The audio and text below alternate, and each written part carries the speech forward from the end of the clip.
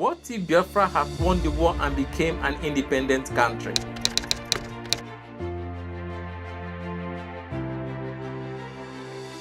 The Biafran War of Independence, popularly known as the Nigerian Civil War, was a war fought between the federal military government of Nigeria, led by General Yakubu Gowon, and the then eastern region of Nigeria, headed by General Chukwuemeka Ojukwu from July 1967 to January 1970.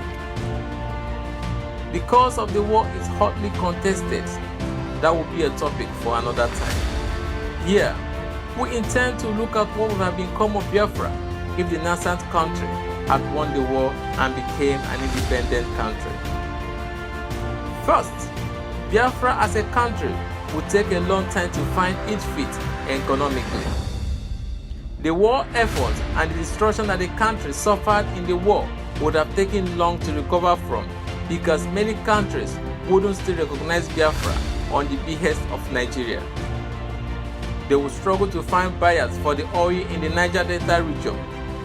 It would take at least the late 1970s and the 1980s for world circumstances to help Biafran oil sales yield the kind of commercial success capable of making a big difference. There won't be so many protests and insurrections as you will see in states in a recession, because the government of Ojukwu will sell the story that Biafra is in a period of transition, having just beaten back the Vandals. Better to suffer as an independent country than be a slave in Nigeria. Good things would come, they would vow. Second, Nigeria and Biafra would be enemies and tension would persist between the two countries, leading to physical skirmishes at the border at times. Asaba and other Igbo towns in the Midwest would be a flashpoint as Nigeria and Biafra will continue to contest them. Biafra will be somewhat of a Cuba, with Ojukwu being leader till his death and labeling any dissenting voices as those of saboteurs. In a best case scenario, Ojukwu would oversee an election to replace him when he is in his 70s, which is around 2009. Ojukwu will stay much around as the supreme leader as we have in Iran. At Ojukwu's demise, the current president would have a freer hand and would face with a more vociferous voice. Leaving to the president put in place by Ojukwu, his response will be mostly repression. At best, Biafra will be a Rwanda making economic strides, but a place where every cough is measured with a scale of sabotage. Fifth, the Niger Delta region would attempt to secede from Biafra.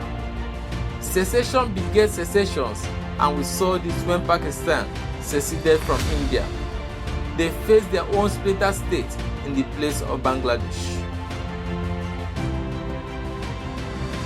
But the Niger Delta region, which includes present-day Cross River and Akwa Ibom, wouldn't be seceding just for the hell of it. They would pursue secession because they will want to control their resources.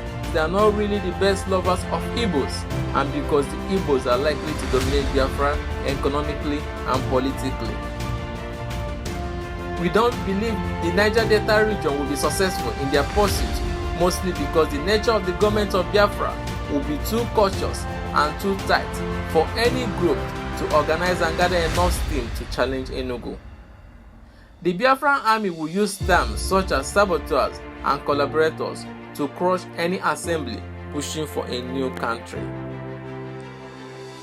The Niger Delta militancy we saw under Nigeria would exist in Biafra, but on a lower scale, because Biafra would be more efficient in maintaining a tight border and arms would come into private hands in the ways they do in porous united Nigeria. Because Niger Delta will be more developed than it is under Nigeria, and due to the martial nature of the country, a strong unifying seceding voice would find less room on the playground, but the call to secede from Biafra would never cease.